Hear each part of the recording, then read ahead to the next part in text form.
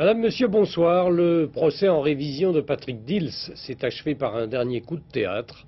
La cour d'assises pour mineurs de la Marne l'a condamné à 25 ans de réclusion criminelle pour le meurtre des 2 enfants de Montigny-lès-Metz commis en 86. Après 6 heures de délibéré, les jurés n'ont pas suivi l'avocat général qui avait demandé l'acquittement. Sur ce procès extraordinaire, le compte-rendu et l'analyse de notre envoyé spécial Dominique Verdeillan.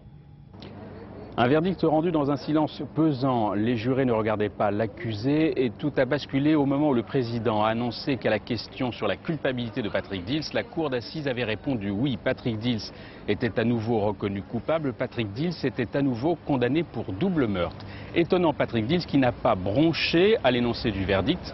Il s'est levé, il a quitté son box, la salle d'audience, sans même se retourner vers la salle, vers le public, vers sa mère qui s'était effondrée quelques minutes plus tôt. Alors après ce verdict, force est de constater que révision ne veut pas dire forcément innocence, ne veut pas dire forcément acquittement, malgré la présence supposée sur les lieux du crime de Francis Holm, malgré une accusation qui avait requis l'acquittement.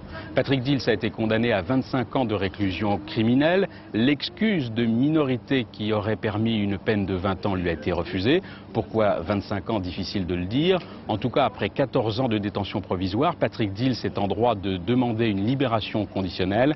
Ses avocats s'interrogent sur l'opportunité de faire appel de ce verdict. Il n'y aura donc peut-être pas de 3e procès de Patrick Dils.